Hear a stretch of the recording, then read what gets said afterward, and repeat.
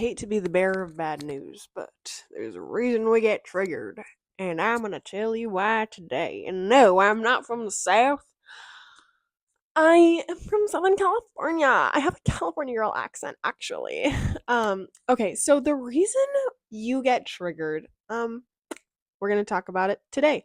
My name is Milana. In case you're new here, it would mean the absolute world to me if you subscribe to my channel because I would just hate for you to come across one of my videos in like 3 months and be like, oh my gosh, I could have really used that 3 months ago when I was feeling really triggered or having this issue in my relationship or like wanting to up level and I had this one block, whatever. I am here to help you out. So just make sure you hit subscribe, hit that bell, get notifications on so that you don't miss any of these videos that will actually change your life. Okay, so this morning I was meditating and I was just like being open to receive, just listening to music. And I received this one message and it just kept saying, your triggers are there to show you what needs to be healed. And I was like, okay, I mean, I kind of know this. It's like if we're getting triggered, it's because we have something that needs to be healed on a deeper level. And I'm just sitting with it. And then another message comes through, and it's saying, the soul deeply desires to heal these past parts of yourself.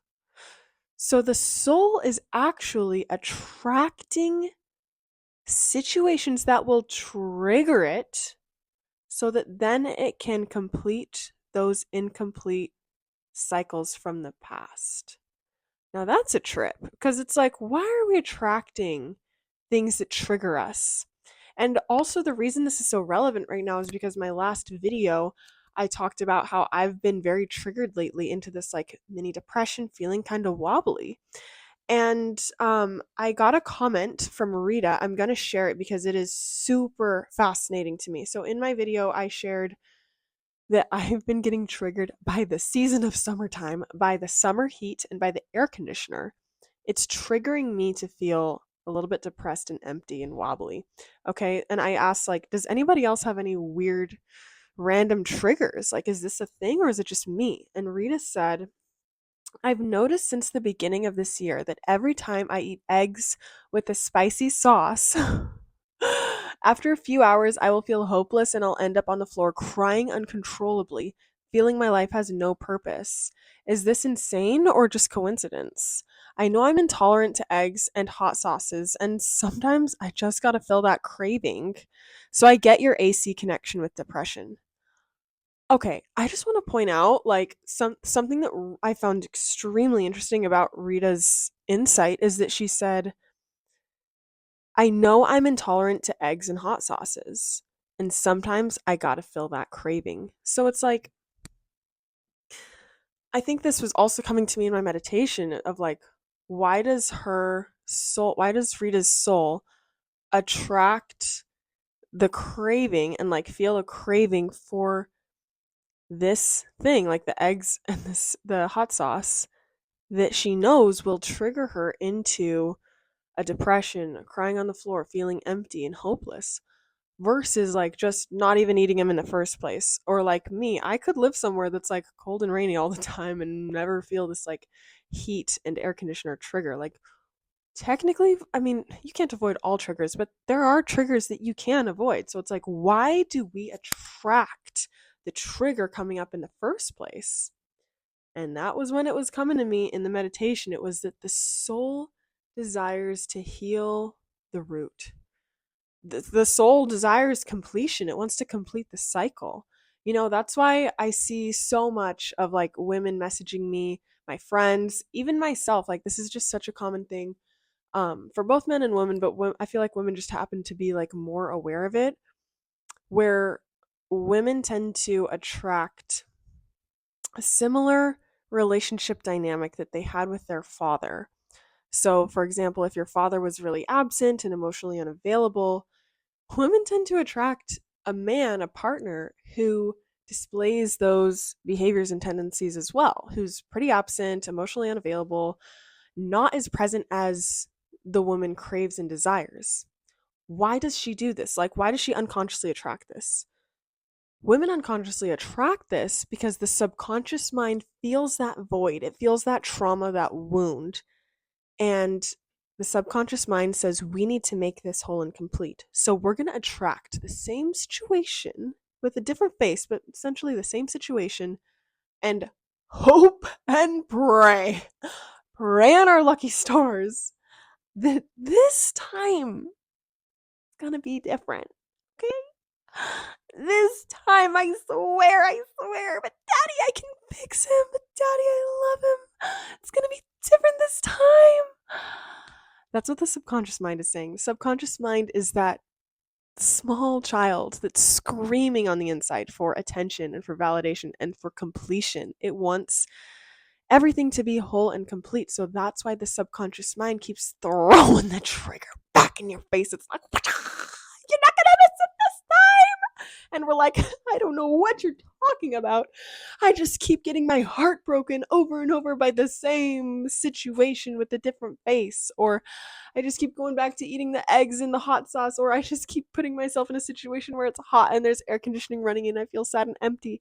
Whatever, it's these triggers just keep coming back. So the good news, there's always light at the end of this tunnel, is that you can rewire it and heal it in your subconscious mind. So if you have been very triggered by something lately, I'm sure you have. I mean, we're all human. We're all on this journey of healing and growth and becoming our most healed and loving versions of ourselves. Whatever you've been triggered by lately, here's my practical tips for you, okay? Because we love a practical tip around here. I really don't like when people just like talk about the problem or whatever, and it's like you feel kind of better after the conversation, but you're like, what can I actually do about this? Like, I'm just gonna go home and be sad again as soon as this video ends. No, no, no. Practical tips, okay? Practical tip number 1, keep a note in your phone, maybe label it triggers or moments of sadness or whatever.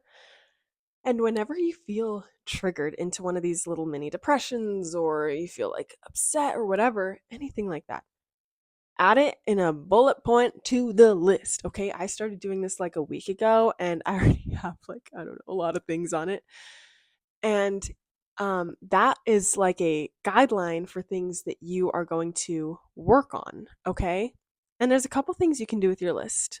Number 1, take matters into your own hands with subconscious rewiring practices.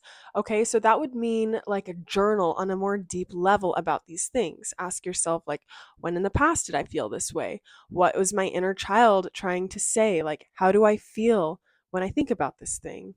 What's the lesson? What would I rather think and feel instead? Like, do all the journaling and then do EFT tapping on it. So, EFT tap to validate yourself, even though I feel this trigger, I feel sad, I feel depressed, I feel like I need to make it right. I still love and accept myself. Maybe, just maybe, I can let it go now and feel more peace and relaxation around this topic. And as I release and let this go, my whole world changes and I feel lighter and more free and happy and at peace. I truly love myself. So you can take that into subconscious rewiring. I love EFT tapping. There's lots of other modalities though. You can also take it into meditation.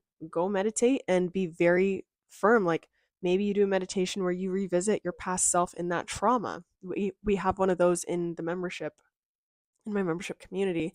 Last month, our visualization of the month was where I guide you, kind of like a hypnosis, I guess, into revisiting a trauma from your past and giving your past self the healing, the validation that you needed at the time, but like didn't get from someone in your life, to help make this, to help fill this hole, like top off the water of the empty cup. Um, and then my other piece of advice is to work one on one with like a therapist, with a coach, and like bring this list to them and be like, hey, I have some things I'd like to work on. And they're going to be so happy. They're going to be like, wow, you are self aware. Let's freaking go. Queen, boss up, stand up. Time to change your life. Um, yeah, because then you're just going to get a lot more out of your sessions and it's just going to go a lot faster. Last piece of advice is to join my membership community. I swear to you, I wasn't like planning on saying that. It just popped in my head. In my membership community, we do at least one live call a week. Lately, I've been adding extra just because I love the live calls so much and they're so transformational. Um, so each live call has a specific theme for something to release and rewire in your subconscious mind. It's mainly centered around relationships, career, money blocks, self love, health, basically, like the most important areas of your life where you would like to see growth, expansion with ease, living your dreams, baby. And then I also added a new type of session where I do mini one on one coaching, like hot seat coaching. Um, so whoever shows up and is there and like has something that they want to share, I will work with you specifically on your block and your thing, and we'll do some subconscious rewiring on it in real time. So it's like you're getting to work with me one on one, which is super cool. If you're interested in joining my membership community, you can get all the details in the link below. I would love to see you in there. It's a money back guarantee if you're not satisfied for any reason, and you can cancel anytime. So it is just, it's the best. Like people have manifested their husband, soulmate, dream business, new job, multiple six figures, selling their home. Literally, like so many things have come from people working with me, and in the membership, it is just so fun and amazing. So, good luck with your triggers, baby. Make sure to keep that list in your phone. And before you know it, those triggers are not going to have power over you. I say this because that's happened for me. Like every time I work on something with a coach or on my own, it goes down so much, like we are truly doing magic with these subconscious rewiring practices. So those old triggers or the current triggers will someday soon be old triggers when you work on them and release them. So with that being said, I love you so much and I hope you have the best rest of your day, and make sure you subscribe to my channel, baby, because I don't want you to miss the next video that is going to change your freaking life. Okay, love you so much.